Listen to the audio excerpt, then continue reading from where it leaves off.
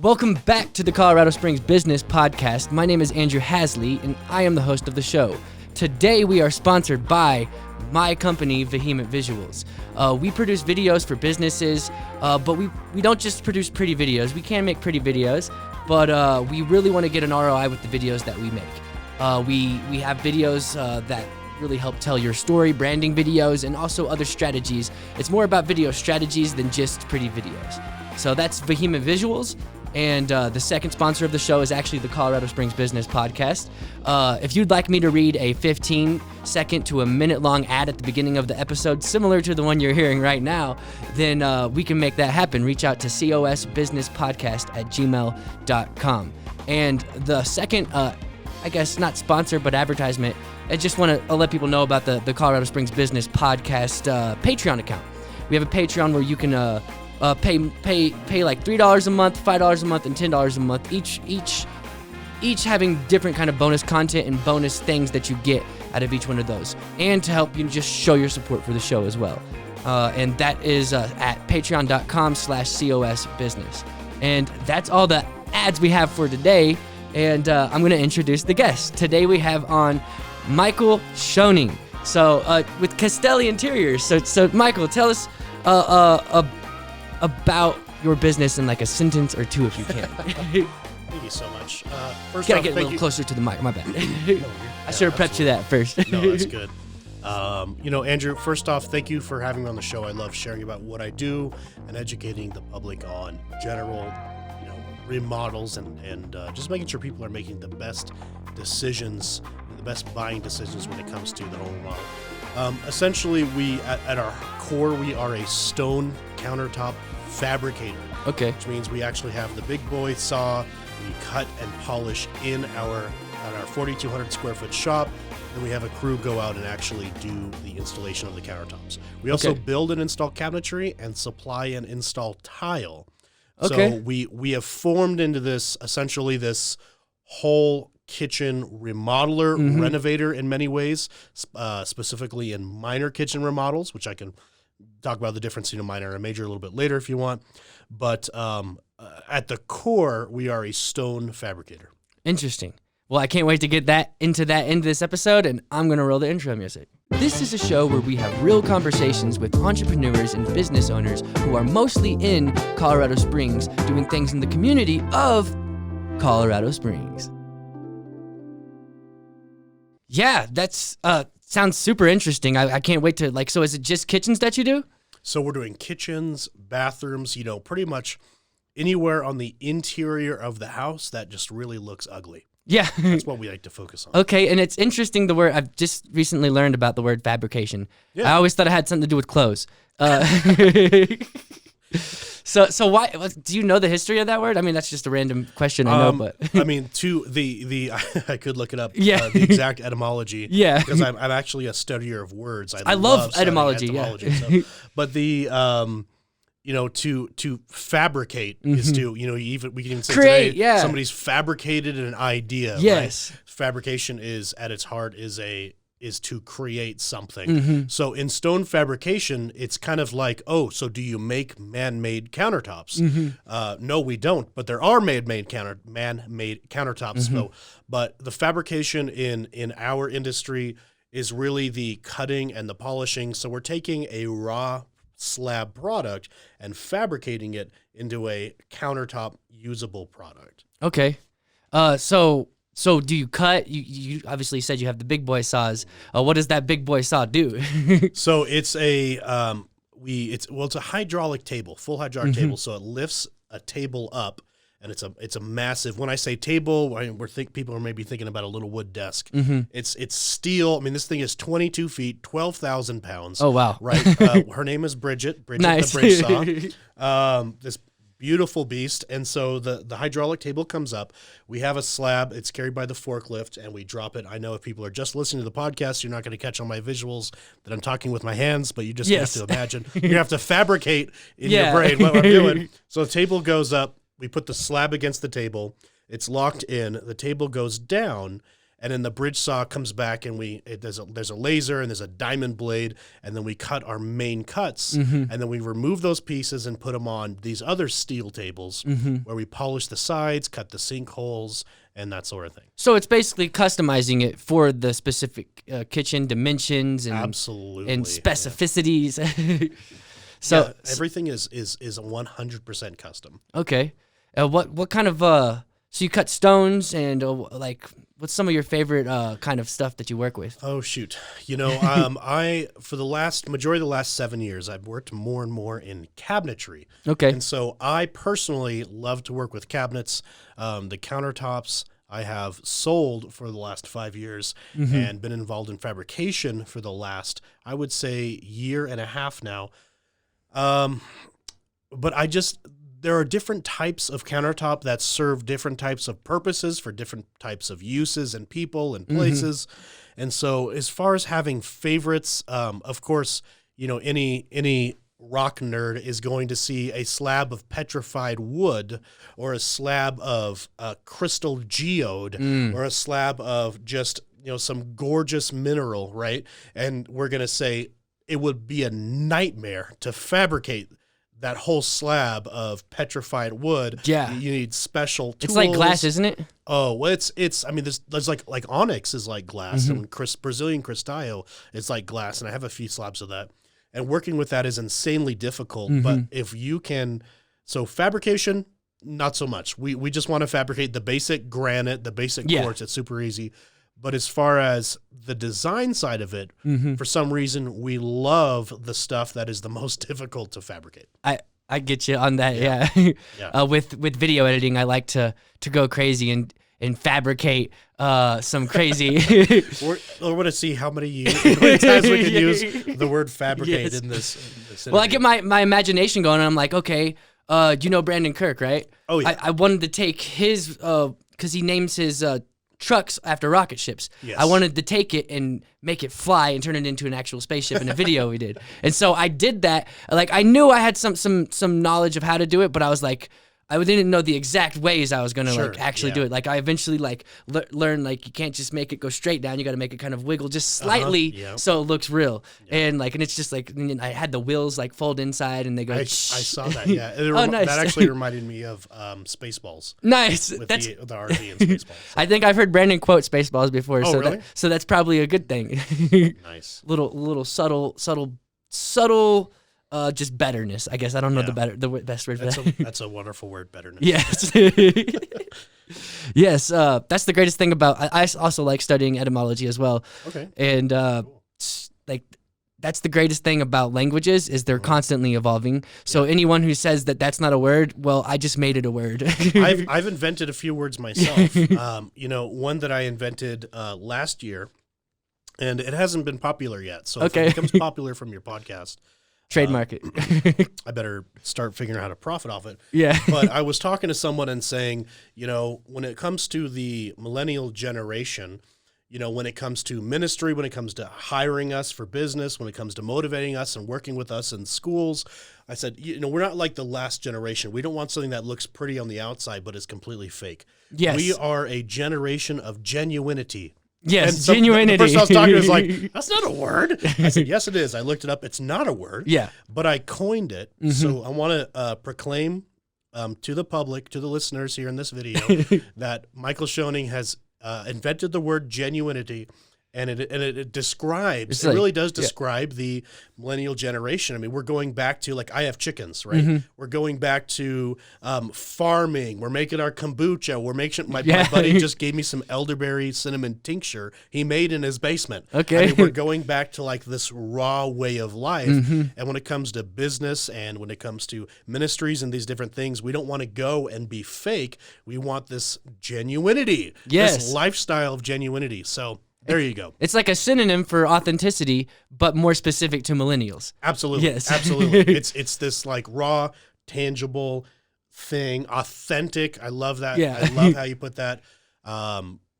I feel like we are out of the generation of plastic, right? We grew up with plastic toys and yada yada. Plastic businesses. Plastic businesses, plastic ministries, plastic people. And now we're like, I want to eat a tomato I grew from my backyard, from my own fertilizer and blah, blah, blah. For sure. And maybe it's a pride thing. Yeah. But I think it's a little bit of an more actual patriotism of the founders of the country. I agree with that. Yeah. So, I like that. Genuinity. That'll go in the show notes. Yeah, there we go. Genuinity. Michael describes his word, genuinity. So, and I need 10 cents every time somebody uses it. That's okay, really cool. It's got some bills to pay. For sure. So what really got you into the fabrication and interior and cabinetry? Yeah, I mean, the cabinetry was about 7 years ago. I was doing a lot of different things. I had managed construction crews. I did some commercial roofing. I had done painting, and I had done carpentry for a while, a lot of interior trim. And then I was back and forth as I did caregiving. I managed several restaurants. I was a recording musician. I had a radio show. And I was a social worker and foster parent for 4 years. So, nice. And all of that mix, I learned a lot about the construction. I remember that we were even renovating homes with a lot of water damage. I did that for a while. And then I got into sales a little bit. And I was really challenged in sales because I wasn't good at it. I hated it. Any salesperson I ever talked to was some sleazy scumbag that it was like snake in the grass. I don't want to be that guy, right? Yeah. And so I tried it out. I started selling high-end pots and pans. Yeah, I know. That's how you learn, though. I own a set that was $10,000, right? And I basically worked for the company to pay it off.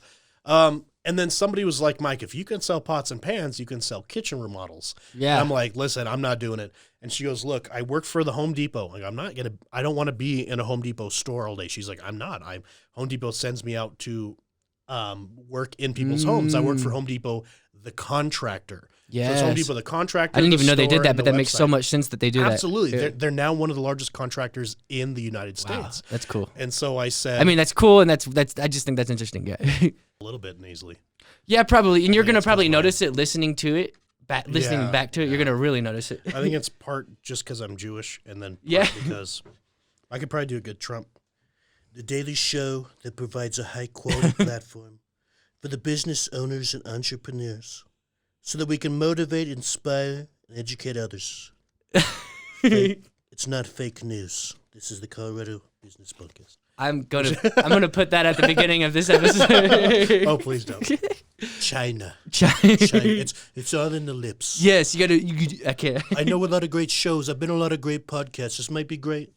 Maybe nobody will watch it. Maybe a lot of people will watch it. Either way, we're prepared. Nice. Can you do Bill Clinton? Not really. I suck at Bill Clinton. Yeah. I tried Obama for a while, and I was like, no, let me be clear. You're too Kermity. So let me just quiet my phones here. This is like a nonstop. Oh, I just dropped my phone on a pebble. Outside? Oh, yesterday? Yeah, that sucks. All right, so before the camera, still going. All right, before it died, where you were somewhere in the middle of a sentence. What sentence was that? Okay. So then we're cabinet. Okay, somebody. Cut. Somebody challenged me to sell. There we go. Someone challenged me to sell for Home Depot. So the Home Depot corporate has Home Depot the stores. Everybody knows about it. Home Depot the website, which is its own world, right out of Atlanta. Okay. And then Home Depot the contractor. Not a lot of people know about it, but Home Depot is a contractor. So I said, they rent. Oh, yeah. They do a lot of things. They do so much stuff. They actually bought a carpet manufacturing company. Oh, wow. Oh, cut that out. Jeez, I don't really like that flavor. Which one is it? The pear? Yeah, it's like a purple guava. Yeah, okay. I've been drinking the birthday cake. I liked that for a while, but then I drank it too much, and now it's like, ugh. Well, I went to a GNC, and these are $1. Okay. So I know. Thanks for the tip right there. The GNC on like Barnes. Okay. So if you're watching. Yes. Shout out to the GNC on Barnes. Well, they should pay us for that. Yeah. So sorry, you're gonna have to do so much editing with this. I don't edit. I keep it raw. Oh, you do? Yeah. Mm-hmm.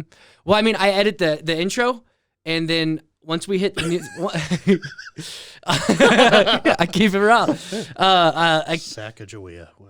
After the intro music, it's no editing, just Really? throwing the outro, and we're good. Yeah, Because would have known that because I'm like saying cut and stuff. Oh no, I think that I love the genuinity in that, and 10 cents.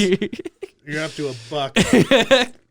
No, I love keeping that real stuff in Really? it, and it makes. Okay. I think it makes for good content. Unless like there's something like really bad, like when that happened, that's gonna probably be cut to where it starts and ends. But okay. But I don't, because I release these. I do them 5 days a week, and I edit them myself, okay. and I release them the That's same day. that'd be a lot of work. It's like a 15 to 30 hour a week job, and eventually I'm going to be outsourcing that as soon as I get some sponsors on the show and some of the income starts coming in. But I just can't. Bang energy drink for when you have night terrors about your ex-girlfriend coming at you and in your dreams, and her fingers turn into snakes and try to choke you out. Oh, Bang energy drink. Nice. All right, we're gonna have to reach out to Bang. Heart attack in a can. Yeah. Woo, a lot of I've had a lot of energy milligrams. drinks. I've had a lot of great ones. I've had a lot of not so great ones. This is one of the better ones right here. That is good. Yes, there's some good energy drinks, but yeah, man, I don't even know where we're at. So, so I decided to take this challenge. Right? Let me go back into character. Yeah. So I decided to take this challenge. Can't believe people are gonna watch this. I'm a professional, responsible business person. I just want to throw that out there. So people are gonna. Okay. So I decided to take this challenge and thought, all right, so I'm going to go to random people's homes and look at their kitchens and build a relationship with them, measure their kitchen, and drop the bomb on them that a minor kitchen remodel from the Home Depot is going to be like 20, 25 grand. Mm-hmm.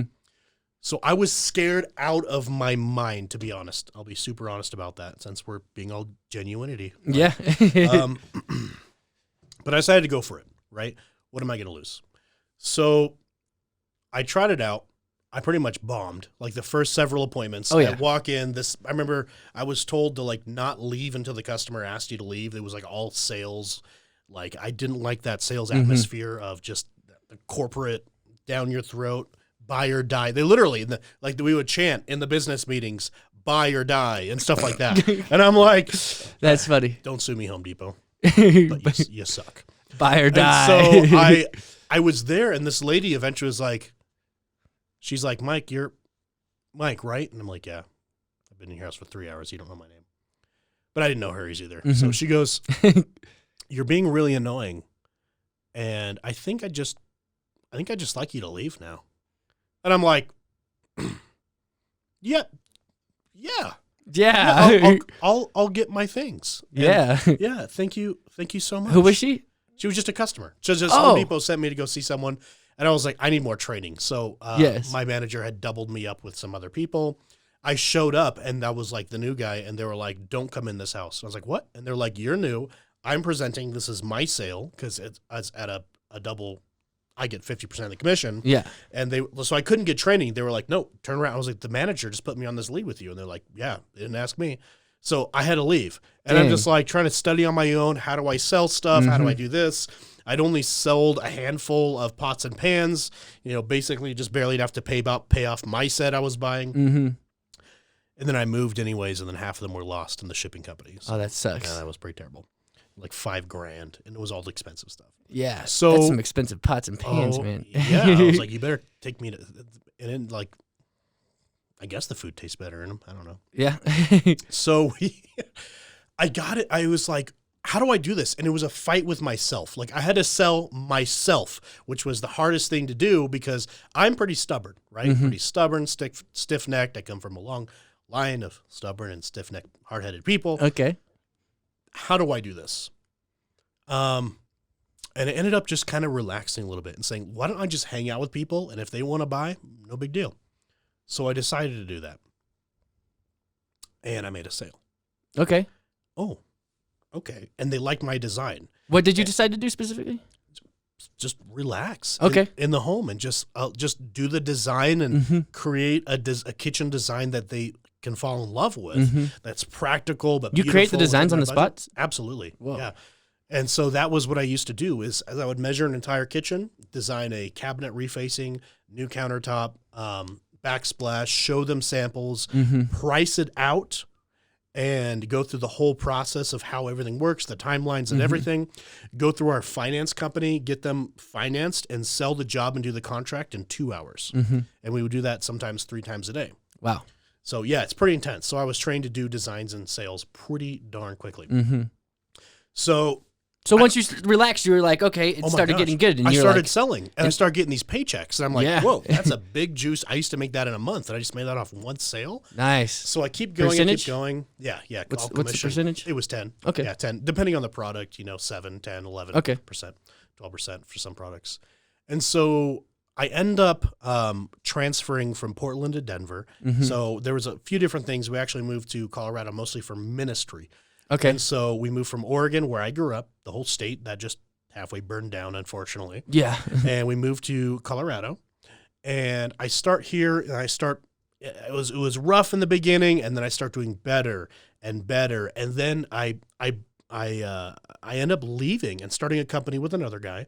And that worked for a little while. I learned a lot more about cabinetry and the actual construction and the fabrication Yes. and more about design.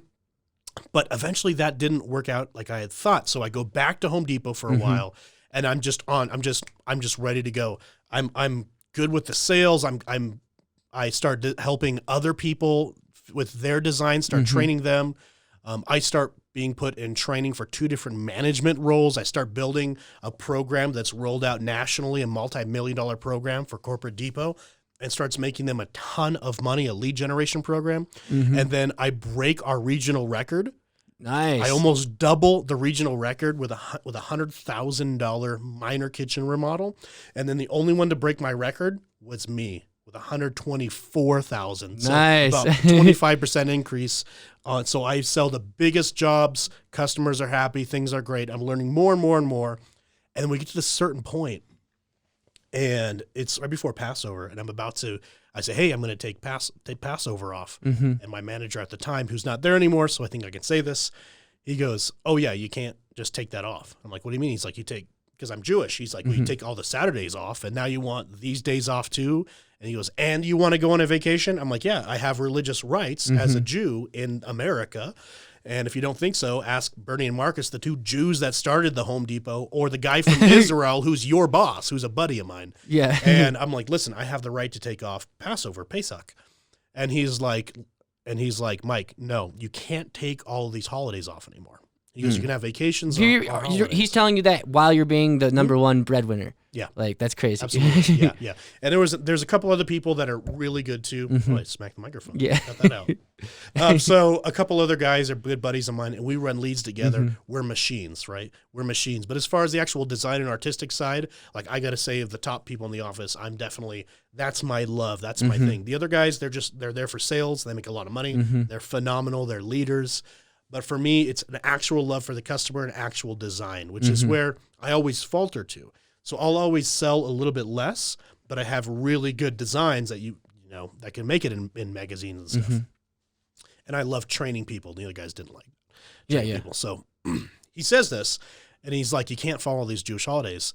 And he's like, you can do that or take vacation. You can't do both. And I'm like, dude, you can't say that. Everyone has a right to religious holidays, and our corporate policy is everyone has a right to up to 2 weeks of vacation for personal vacation. Yeah. And you got to understand that in our position, we're not exactly like employees. We're treated like employees, but we were really like 1099s. Yes. So there was this weird illegal back and forth with this company, and it pissed a lot of people off. And can I say pissed off? Yeah. Okay, just checking. And so it's a very weird gray area where it doesn't really make sense. You have to be here at a specific time. You have to go to trainings every week, but you're 1099.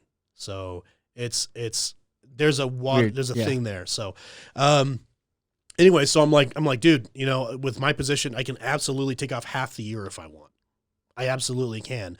And I have a trip to Hawaii coming up. I'm going to relax, and I'm going to take Passover off. And he's like, no, you're not. He's like, you can't do that. And I said, dude, I didn't write the Bible. Like, it's in there for me to take Passover off. And he goes, I don't give a about the Bible. Oh, shoot. after this guy is like proclaiming to be, a Christian and all these things. And I'm like, listen, man, I'm going to take a vacation. I'm going to do Passover. I'll come back and we'll talk about if I'm going to still be at the company. And he's like, yeah, you come back and you decide if you still want to be at this company or not. And it was this very like, what the heck? Like this guy was one of the guys to help train me in the beginning. I'm not going to say names. Don't want to get sued. Yeah. But it was this like what the heck kind of thing, right? Like you've got me training other people for free and doing all this other side work for free. And you're making all these promises of putting me into management roles and whatnot. And it just didn't feel good. So For sure. I'm on vacation and this guy calls me, thick accent, Portuguese accent from Brazil. Okay. Which side note, Brazil comes from the Hebrew Barzil, Okay. which means iron ore, because Solomon sent people to mine iron ore in that area, and so it got named Barzil by the Jewish people thousands of years ago. That's wild. And eventually it just stuck and is now called Brazil to this day and is one of the major iron ore mining places in the world. So just a fun fact. And there's a lot of That Jews. is fun, yeah. A lot of Jews there have been there for thousands of years. It's interesting. Some Jews have been in northern New Mexico and Colorado for also thousands and thousands of years. I never knew kind that. of a fun fact. Yeah. It's like Jews and Samaritans and Native Americans way before Europeans. Kind of a fun side fact. I'd like to study that kind of junk. Yeah. I got to look into that. Yeah. Absolutely. Different show. Yeah. Yeah. Yeah. So he goes, Mike, you don't know about me. He goes, you don't know me. I don't know you. He goes, but I know some things about you. I've heard a lot of things about you. And I've heard that you do good work, and I've heard you're very passionate about what you do, and you love what you do, and you're good in sales, and you're good in design. He goes, I have been importing granite for nearly 30 years from all over the world. He goes, I live in Miami. I've got distribution centers all over, a couple of fabrication shops, and I want a presence in Colorado because the growth is so exponential. Do you want to talk? I said, listen, I'm on a beach right now. My wife and my mother-in-law, they're swimming with sharks or turtles or whatever they swim with over there. Not so much sharks. And I said, I'm gonna fly back. I'll meet you in Colorado Springs. You fly from Miami. I'll fly from Hawaii. We'll meet in Colorado Springs and let's have a meeting. So we did. And at first he wanted to buy this other business, and that wasn't working out. So I said, look, if I said, I'm not trying to make you promise thing, but you give me opportunity, I'll leave Home Depot. And he's like, all I have for you is opportunity. Nice. I said, beautiful. So I go back to Home Depot. Now, at Home Depot, I designed probably over 3,000 kitchens, bathrooms, custom closets, thousands over several years, over Oregon, Washington, and then Colorado. I had a lot of experience, and I was in training for 2 different management roles. But that whole not letting me be me kind of thing, while always preaching work-life balance and then stripping somebody of their observance of, I don't know if you know a lot about Jewish history, but like every time we get oppressed by a nation, one of the first things they do is you can't follow the Jewish holidays or the Sabbath. That's like the first thing you do to a people is strip them of their culture. For sure. Is not allow them to have their religious. So we did that to Native Americans. Like, oh, you're Catholic now. So that's how it works. You strip an individual of their culture, and that's how you oppress them. And there's actually a famous quote that I wish I had in front of me that I could read, but it's a famous quote from a long time ago that says that very thing. And I said, for working for a big company, being a college dropout, making 6 figures, having full health benefits, it's not worth stripping me of who I am. Yeah. And I would never want to do that to someone else. Definitely. And it's happened to me and my people for thousands of years. And I said, I'm not gonna do this again. I just won't. So I left Home Depot. Yeah. We start Castelli Interiors, which means castles, like interior of castles. Castelli is nice. Plural. And our tagline is, it's your castle. Nice. What's interesting, my name Schoening came from Schönberg in Germany. And it basically means beautiful castle. Schön is beautiful or handsome, and then the Berg is hill, right? Well, there's B-U-R-G and B-E-R-G. Okay. B-E-R-G is hill, B-U-R-G is castle. Okay, nice. But so it was kind of beautiful castle on a hill, if you want to, play wordplay there. And so beautiful castle, and now the Castelli Interiors. What's the difference between a castle and a home? The amount of stone that's involved in the building of it. a castle is something you pass on to generations. Yes. A home is something you live in for a while, and it's a stick house, so it'll fall eventually. Yeah. But the more you invest in stone in the home is the more it's a castle, the more pride. You're the king and the queen of your own home, or whatever you self-identify as, the jester, who knows. Yeah. But you're the patriarch and matriarch of your home. When it's a castle, it's a whole different mindset. It's not about just going through this world and leaving it for, a bulldozer. It's about passing on what you've built to your future generations, which is something that millennials, we don't have a lot of. Our parents got a bunch of credit cards, and what we're inheriting from our parents is debt. Yeah. And we're not inheriting castles. We're inheriting negative castles, debt. Yes. Castles of debt. Piles of debt. And so I want to change, and I have this passion to change our entire culture, of course, because I'm a nerd and I like to try to do big things that are bigger than me. But we started Castelli Interiors to do several different things. For me to take my corporate Home Depot experience and knowledge to apply that to small business. Yes. To change the industry a little bit. So one thing is, like, when you go and you want something done, you typically hire a designer, a general contractor, and through them, if you don't get it through them, a plumber, an electrician, maybe an architect. And of course, you get in with Pikes Peak Regional and deal with them forever with permits, and it's terrible. And then the contractor works through a stone fabricator, and then a carpenter, a tile setter, and all these things. And all of a sudden, you're the project manager. So what I want Castelli Interiors to offer to people, what I've been building for the last year, we're just hit a year and a couple of weeks. Oh, really? Few weeks ago, yeah. Is we offer we go out, we do the consultation. We call them design consultants, the sales team, because it's much more than sales, much more than design. It's a consultation. And that's free. And then they take the measurements in home. They have a CAD program on their iPad. They have price lists that I've created in their Google Docs on their iPads. They have contracts on their iPads. They have credit card processing on their iPads. It's just an all-inclusive thing, before, after pictures, yada, yada. And they can take them to different showrooms, so if they can feel and touch the product. They do all that in the home for free.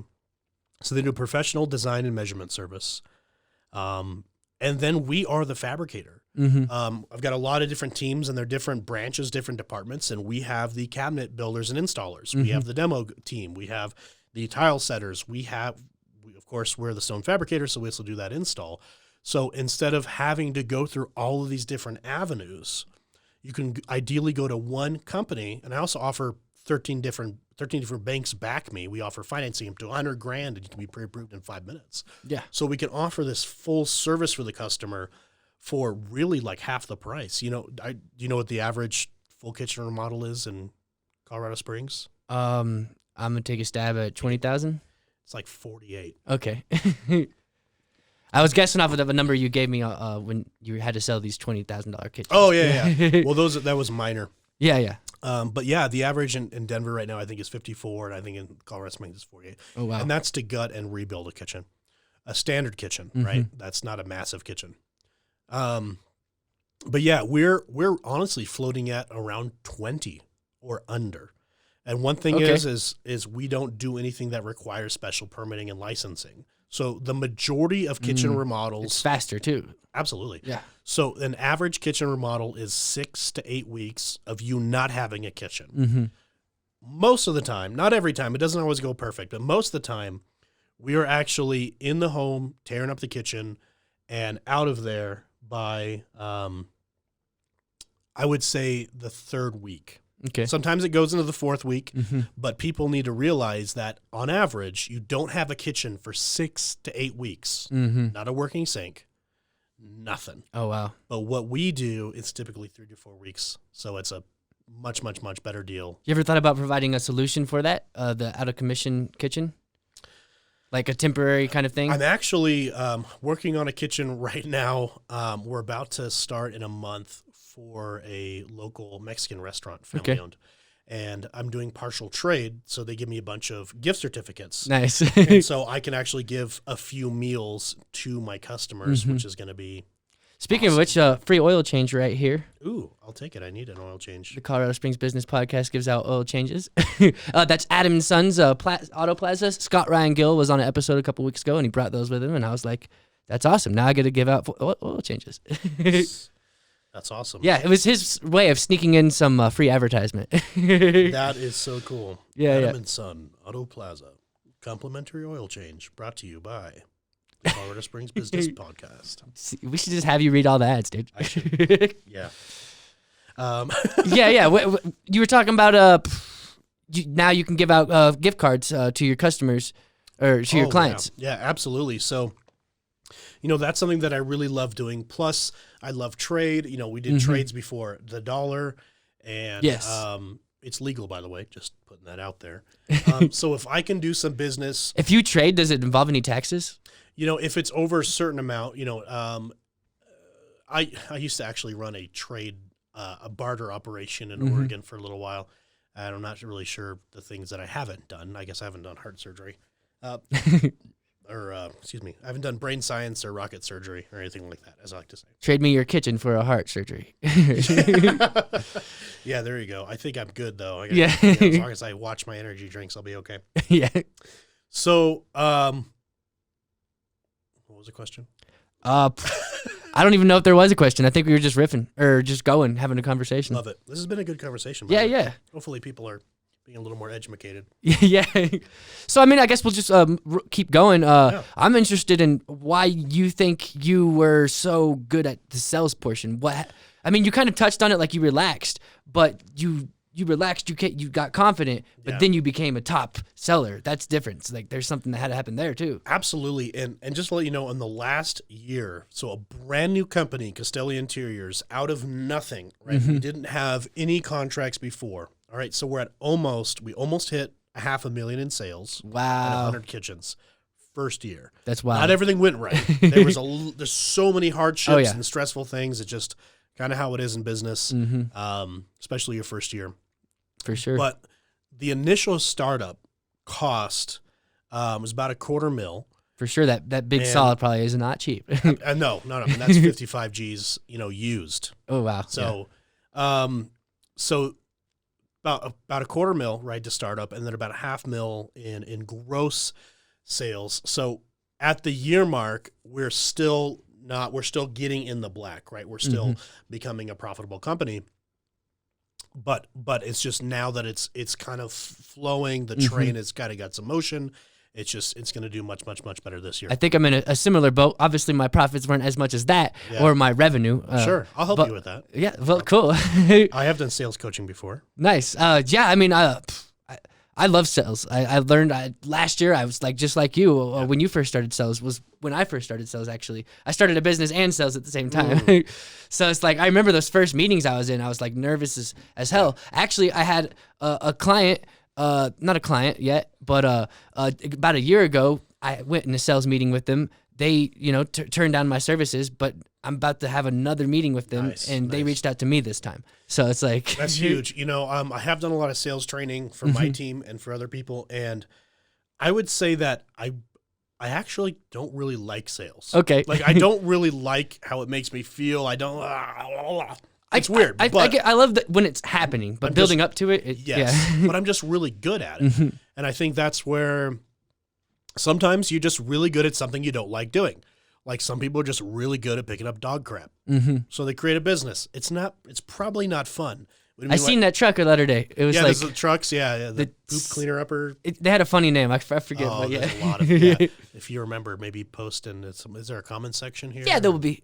We premiere it live. It's not live now, but it gets premiered. It's not live now. Yeah.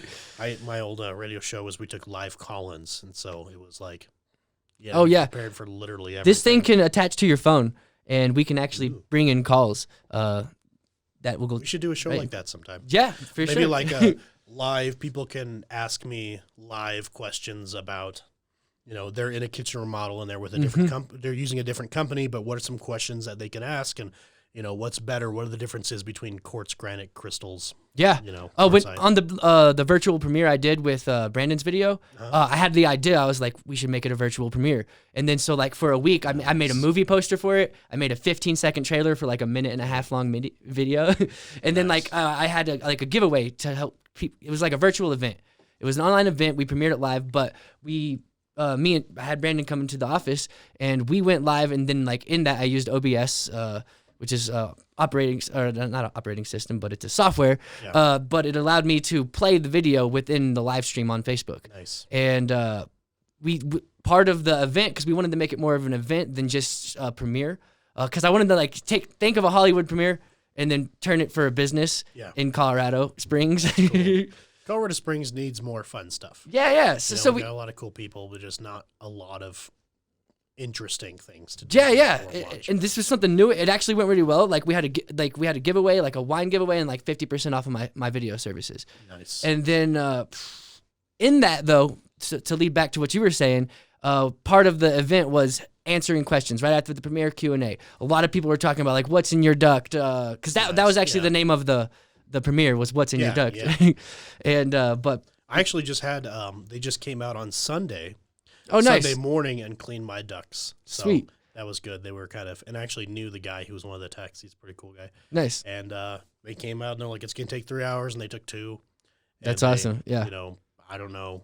They pulled all kinds of nasty junk. My house is like 3 years old. Okay. But it was full of drywall dust. So it never got cleaned when they first did the construction? No, when they build the house, they don't clean the air ducts. They don't, yeah. They don't. And so it was like nasty. And like, your air conditioner is meant for a 1,500 square foot home, and you have a 2,500 square foot home. So it's kind of crazy. But. Yeah, Brandon really knows what he's doing, and he takes the time to go to the trainings, go to the conventions. He's a beast. And So I love Brandon. We have some similar interests in different things. And I remember I was at, if I've seen people walk up to him that don't know him, and they're like, so what do you do for work? And he goes, oh yeah, with his arms full. I build empires. What do you do? And it's just like it doesn't matter what the other person does. It's just not building empires. Like you can't build it. It's like Brandon is like, it's like him, and that like his confidence is here, and then like Trump. Okay. And then I'm like down here somewhere. Got you. And then people that wear Speedos. Okay. It's like even down here. That's pretty confident. It's showing a thing. Is that normal? I'm glad you caught that. It shuts off at 30 minutes. So I think you didn't get to the exact answer of what you think that was the main thing that really helped you accelerate in sales. I would say, I read a lot of Zig Ziglar books, Tom Hopkins. I started doing a lot of tie downs. I started doing a lot of sales from the front end.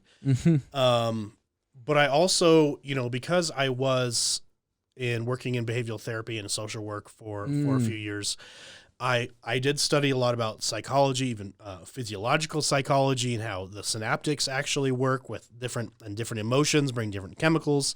Yes. And so because I studied that, and I've studied people as individuals and people in general, spiritually, emotionally, physically, different things, I started being more receptive to people's differences, if you will. So like when people are giving off certain, and I'm not good at it in my personal life, but professionally, you have to understand that your consultation can't be the same for every person. It just absolutely can't. So when you get to know the person and you spend the first several minutes getting to know the person you're talking to, you understand how to sell them, and you understand what's going to make them happy, what's going to upset them, what their worries about. Their pain points, yeah. And I started being able to offer them a viable solution. And then afterwards, you just spend the next couple months doing your absolute best to actually provide that viable solution. And that's your job after that. And that's the hardest part, really. But with sales, also one big key was I stopped selling with my own wallet. So when I started in sales, I was very, very poor. I had no money for everything. Like it was like, good thing we have love, baby, because there's not much else. It was love and ramen noodles. And when I saw a big number, I would think with my bank account, oh my gosh, would I buy this? And when I shifted that mindset of saying, just assuming everybody had all the money in the world and wanted, saw something that they loved and actually wanted to buy it, I just started kind of assuming the sale, I guess, assuming that they could afford it, assuming that it didn't matter, and really making my own beliefs. In the you were letting situation your own limiting beliefs. Oh, I was limiting myself. Yeah. So like one job, this other guy wasn't supposed to be there, but this other guy was sent on a job where I sold. It was a 100 pounder, right? $100,000 job. Okay. And he was sent to be on that with me, which means he gets half the commission, and that was kind of, but he kept thinking with his own wallet. So we went out to the car to grab cabinet door samples, and he grabs the cheapest cabinet door sample we have. I said, don't you dare bring that in the customer's house. And he goes, what do you mean? I said, this is a 6,600 square foot house. He just told us it was $6 million and he bought it with cash. And I'm like, do not show him this crap. Yeah. And he goes, but there's a lot of linear footage. There's a lot of square footage. We're going to show him this cheap material. And he's showing him a Korean countertop, which is an acrylic countertop, a plastic countertop you can't do anything with. And they already have granite. Like we're going to downgrade high-end granite to freaking plastic countertops. And he shows him a plastic wrapped RTF door. It's a rigid thermofoil door. It's anyways. So different episode. The details of the construction of the materials. That's a whole different episode, which would be a good one. We'll do that sometime. For sure. I love having guests come back on, we can do that. That'd be cool. I think it builds the culture of the show. Ooh, I like that. The genuinity. Yes. Of the show. 100%. Whenever I say the word genuinity, I just have to look at the camera. No, I'm glad that you have that. Like the camera, because I didn't know where I was supposed to look. Well, you're the first guest where I'm facing it to them, but you're actually really? playing into it like really well. So I think I feel like this is the good side of my face. Yeah, but I'm not sure. I'm sure if this one is. Yeah. Well, it's a 3/4, so it gets a little bit of it. I need to get a haircut, but they make you wear a mask and schedule it 72 years ahead of time. It's just ridiculous. And they get there and they're like, do you have a runny nose? I'm like, I have a nasal infection. And if you have a nasal infection, they're like, it's COVID-19. And I'm like, that's not even really a thing. The CDC admitted it. And they're like, no, you're going to get your hairdresser sick. And I'm like, whatever. You go in and the hairdressers are not even wearing masks themselves because they hate it and they think it's stupid. Yeah. But, so sales. This guy is like trying to sell with his own wallet. Mm-hmm. And I'm like, stop it. And at one point I said, I'm going to make you sit in the car. I'll roll the window down and give you a bowl of water, but I'm going to make you sit in the car while I'll go do this sale. And this guy's like 2-3 times my age. And I'm like, and he's like become my buddy and everything. And like, he's just he doesn't get it. Mm-hmm. I said, dude, don't offend these customers. He says, well, how many, we should bring in all the samples and let them choose. I said, no, I'm the design consultant. They have had me, they called me out here. Yes, for your expertise. Self-generated lead. You're not supposed to be here, but they brought me in because they want my expertise and experience. Mm-hmm. I grabbed one door. Well, that's what Apple did right. They simplified it and they made it the right thing. That's it. Look at Tesla. Yeah. Look at Apple. Why are they so wildly successful? Because they have eccentric people running the show, which means I have hope. Yes. But also, they've simplified things. Mm-hmm. I brought in one cabinet door. I brought in one color, or 2 colors, one for an accent, one for a main. I brought in a couple different countertops, and I pulled out like 2 options. And I said, I'm giving you a couple different options, but this is the one I would recommend. Mm-hmm. I showed them the tile. These are the options, but this is what I would recommend. And they go, oh, this is why we have you here. Yes. And the other guy's just like, I'm like, I told you, go in the car. Go in the car. You're trying to sell with your own wallet, and there's nothing in it. And you can't do sales because you keep trying to sell with your own wallet. Yes. So I do the math. It is a cycle. I do most of the measurements myself. I do the closing myself. Mm-hmm. I do the designing myself, and he's just kind of hanging out there getting half the money, right? Yeah, that's gotta suck. So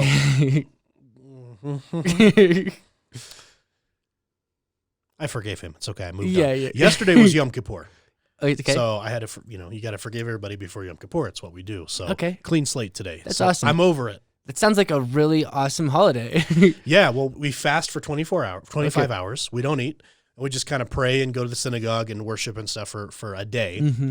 And right before that, enduring it, it's just the time of forgiving everybody of everything they've ever done, and we ask for forgiveness of everybody else. That's gotta feel so good, like after you're done with that. Oh, like, it feels terrible. It feels terrible when you're doing it. Though. Okay, It yeah. feels absolutely terrible because you have to ask people like, "How did I piss you off in the last year?" Oh, you have to know? actually confront Oh, them? yeah. Oh, yeah. Oh, okay. Oh, yeah. So it's like How My Name Is Earl, that show, if you ever seen it. Yeah. How My Name Is Earl is really a giant episode of Yom Kippur. Yes. Wow. I didn't mean to offend if it. No, that's good. That's good. It was I a think, joke. Yeah. That's hilarious. Yeah. though. That's cool. Oh my gosh, that's so funny. Yeah, yeah. In So so many he, different he took your money and not just Yeah, kidding. no. So well, he did, and Yeah. then he quit. Oh. Like he got 100% of the commission. They screwed up, and then he never saw a paycheck that big, and then he quit. 10% of a hundo. You know what I mean? Dang. That's 10 G's, right? So he just took the money. Well, Never shut he's up gonna have an empty wallet continuously. But I forgive him. Yes. I swear. And so, anyways, so I say, look, it actually was, this was the bigger job. Now that I remember it. I said, wow. I said, guys, Mr., Mrs., whoever, I said, I want to let you know that we have a phenomenal price. I've already put in everything I can. I've given you a friends and family discount just because I love you guys. I've given you all the promos. I've looked on the email. I pulled out all the promos I had. I could. I said, guys, this is a phenomenal price. $124 and $600. Okay. Oh, And that was the next one or the one the other guy got? this was the first one. I forgot. It was Okay. it was actually the bigger one. Okay. And so where this other guy was with, that okay. was the bigger one. So $124,600 something. And I just go, I look at him and I go, guys, $124,600. This is a deal. I looked at them and I just told him he's buying it. He looks at me, he looks at his wife and goes, wow. And whenever you hear wow, it's wow, that's a lot of money, or wow, that's a really good deal. And I felt, and this was a lot of money. You just got to be quiet and let them think. Oh right? my gosh, that's one of the best sales techniques I could ever, because you're always trying to, it's like if you were asked someone out, you're like, hey, I really like you. Your breath doesn't stink that bad. I was going for your sister, but whatever. No. It's like you could screw it up by talking too much. Hey, will you be my girlfriend? I would just love to date you. And then you just shut up. Just shut up. That's what my mentor, like I went through some sales stuff. I mean, that's how I was able to have the confidence. It's relationship stuff. Yeah, it is. It's just relationship stuff. Like it's like dating. It's weird. It is. And so I go, wow, this is, and I look at the guy and I'm like telling him to like shut up. And I told him, I said, when I present the price, you shut up, because he's usually like trying to backpedal and all this stuff. And I go, 124.6. This is a deal. And they go, wow. They look at each other. Whoa, wow. They look at each other. They look at the paper. They look at me. They look at the thing. They look at the colors. Look at the design of the things they chose. And they look at them and they go, wow. He looks at me and goes, he puts his hand out to shake my hand and he goes, this is a deal. Hey. So we didn't know. He had just got a quote from somebody else. His son was a contractor for about $240,000. Oh, wow. So my 124,600 looked like, it looked amazing. They like, anchored you it was without half even as much. You didn't even have to do any anchoring because it was already built in. But I didn't know that. Yeah. If I would have known, I would have sold him a $200,000 job, But I was like, but it was like, and they want to do the bathrooms, and the other guy I was with talked them out of doing the bathrooms. It would have been $200K of a job, and they would have luckily just written a check. And the guy's literally like, I'm gonna go get my checkbook. He's like, what do you want? 50 down, or you want it all up front? He doesn't care. He asked for both. Yeah, he bought the house for $6 million and writes a stinking like a money order or check, or I don't know if it's money order that big, but that's amazing. When it comes to sales, and at that point, you have to contain yourself in sales. You can't go, hook, line, and sinker, so hard, baby. though. Yeah, no, not at all. And in my heart, I'm like, I'm doing the math and thinking of my commission, and I want to cry because I'm like, I get to go home and tell Maria of Springs Cleaning Company, the best cleaning company in Colorado Springs. She was on last week's episode. I get to go home and tell my wife that we just paid, a month and a half of bills with one sale.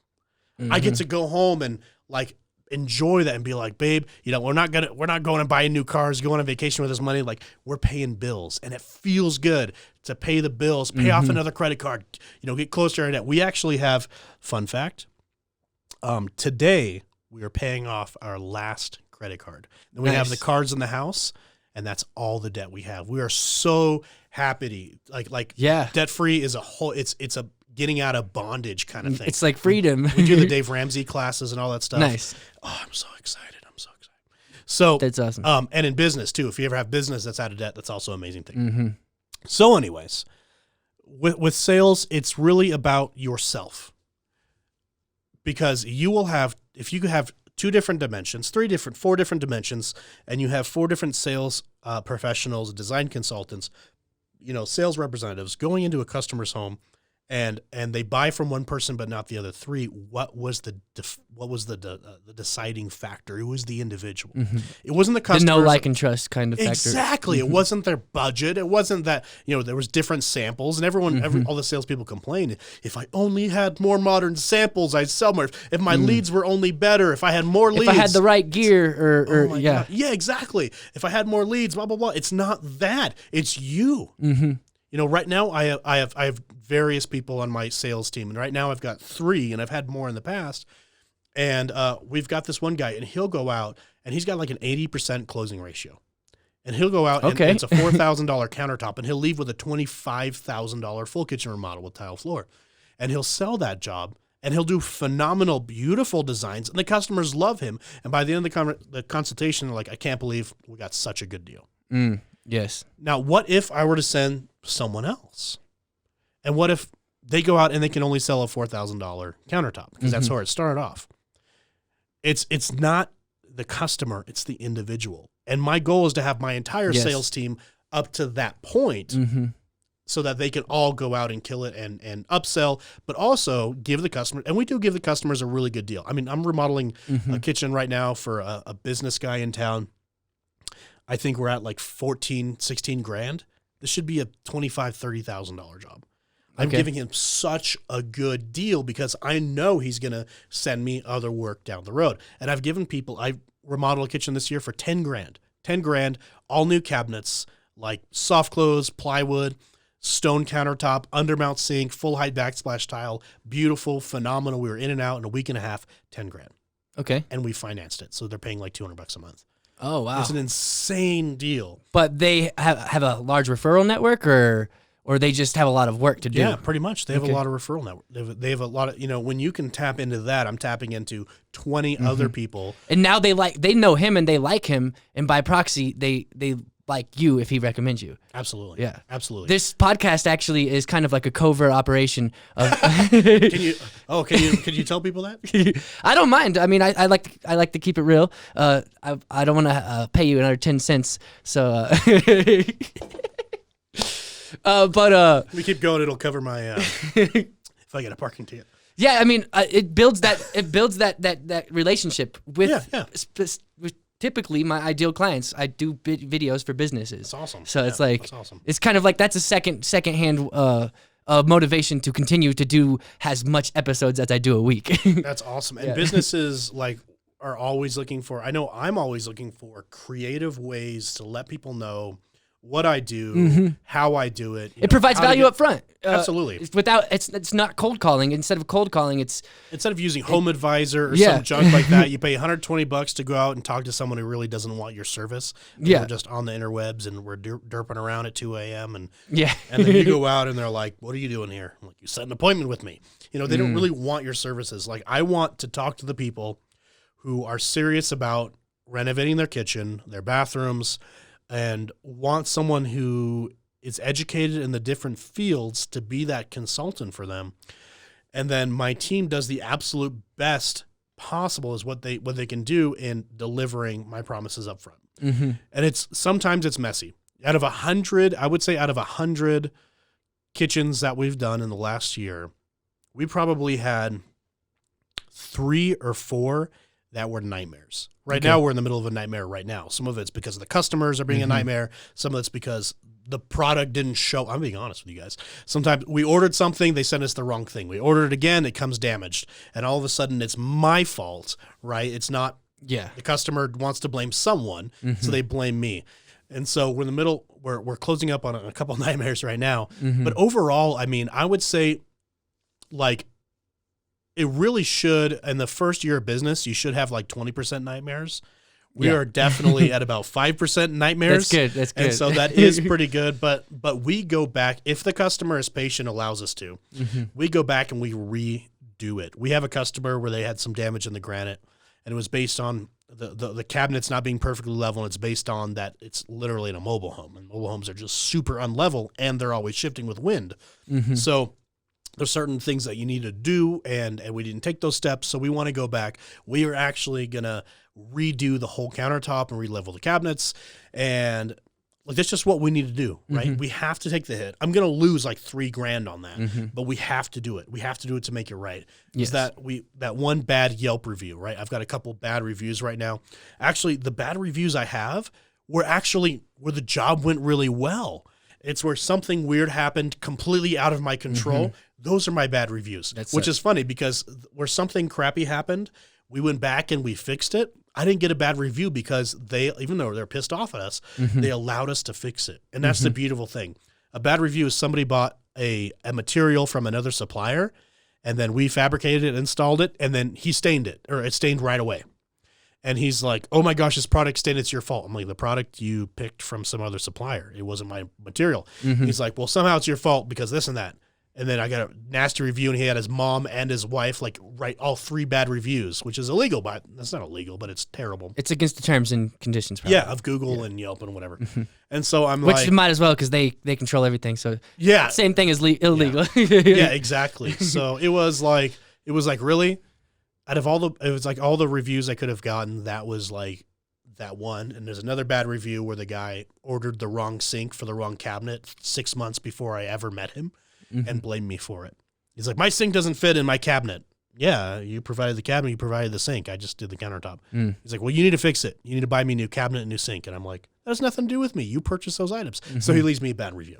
Thankfully, I haven't had any upset. I haven't had any upset customers, thankfully, so far. But I have had some nightmare editing projects. Oh my gosh, like it was just so much like footage. This one. This one's not going to be it because that's the podcast. It's relaxed. That's cool. That's cool. I like it. I had a mistake that could have been bad for one project where I spilled liquid on the memory card before I saved it. No. And I was like, it was like 2 days worth of footage. And I was like, oh crap. And like I wanted it to dry before I plugged it in to see if it worked. So it was like the entire like hour and a half. I waited only an hour. I should have waited longer. And I was like, I put it in there.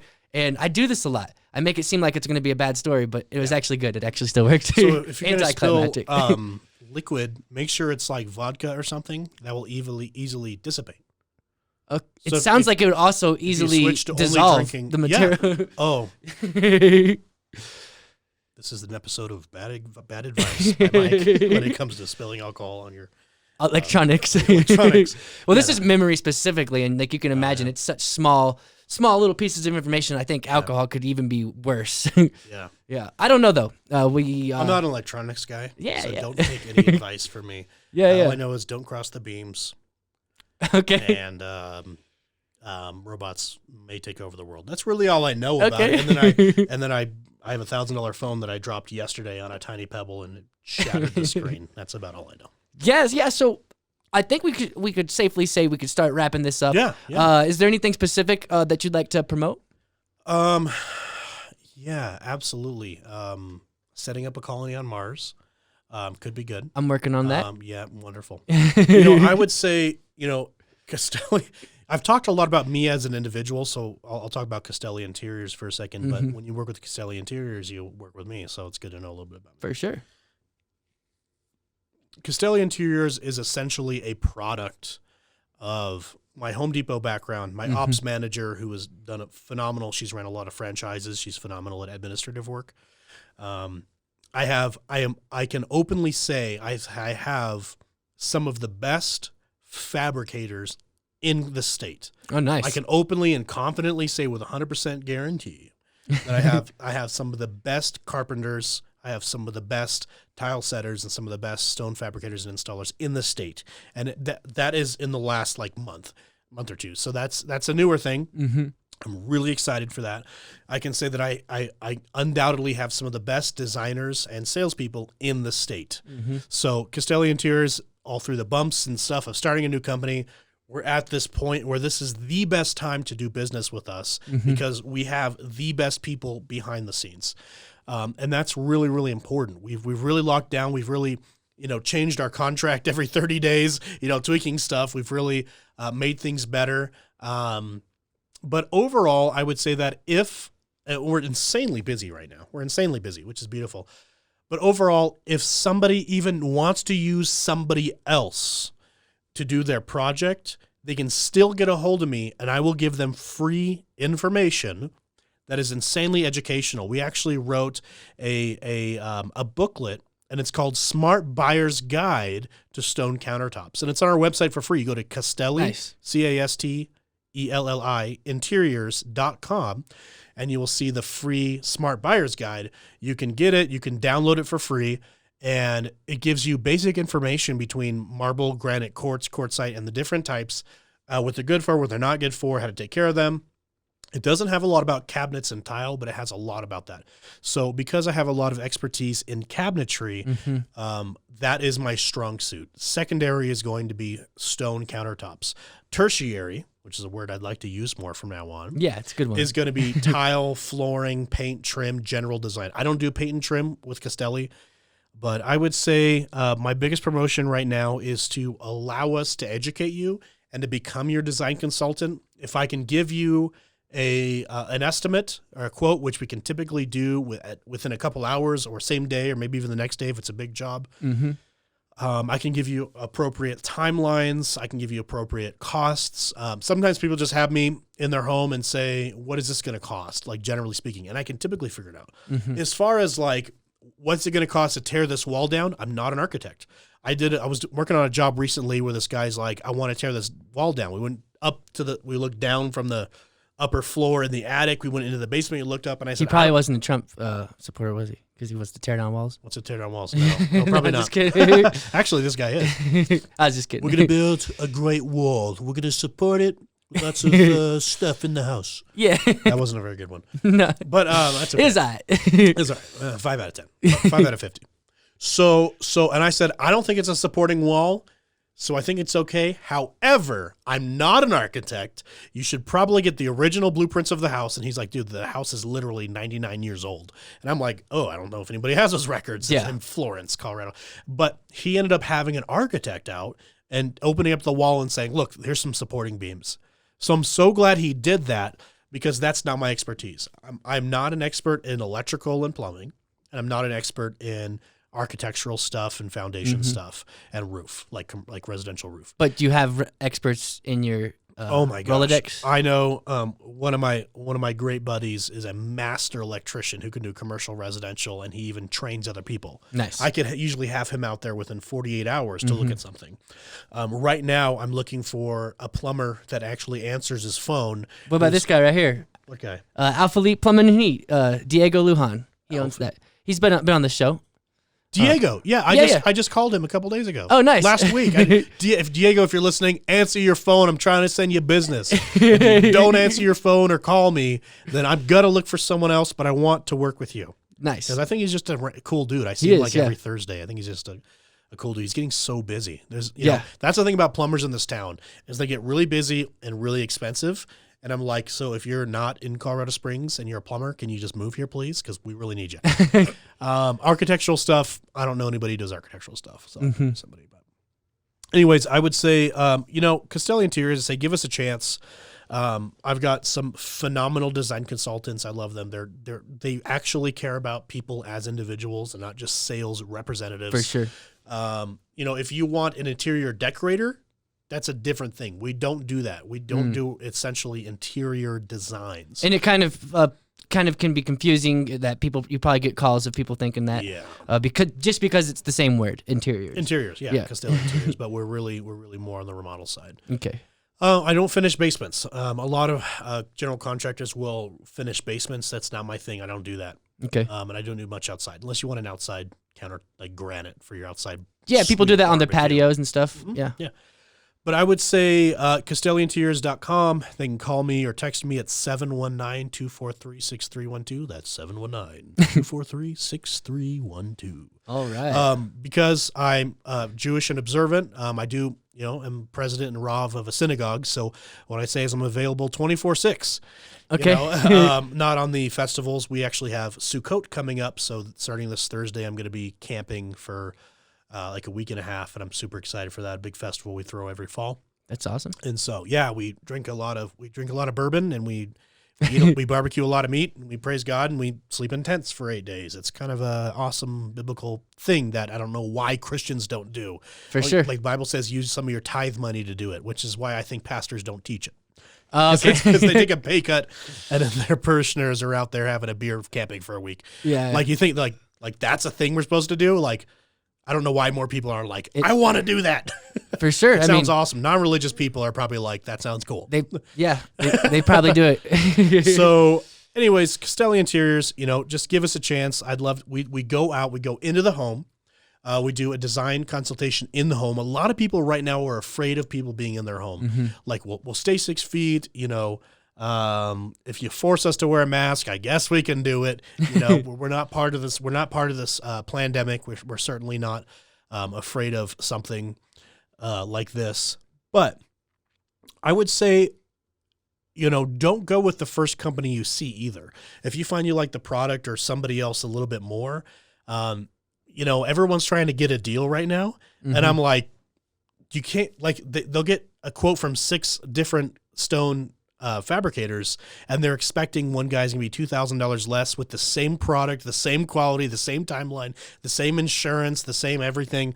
And I'm like, no, we're all very, very similar. Like, I even know personally, 2 other fabricators in town have contacted me just today, and I'm about to call another one later today. So a lot of the stone fabricators, we start talking to each other, and we make sure our prices are around the same. And sometimes we'll share each other, hey, this client was a pain in the butt, and they want to do another job. Just giving you a heads up, they're going to call you next. So stuff like that. We there really isn't much variance when it comes to granite, other than the quality of the actual fabrication and installation itself. Mm-hmm. So as far as that, if you're going out and you're getting $1,000 less than me, you're not going to get nothing. It's going to be terrible. Okay. There's a reason why there's a McDonald's across from the, Outback Steakhouse. It's not the same meat. For sure. Well, man, I think this has been a wonderful episode. I can't wait to listen back to it. It's going to premiere tonight at 7 p.m. That's when I like to release them, and it also gives me time to get it edited. And I got a film shoot at 5, so it'll already be pre-uploaded and everything. But sweet. But yeah, so we'll make that happen. And I think this has been one of my favorite episodes. I'm not going to lie. Thank you. Me too.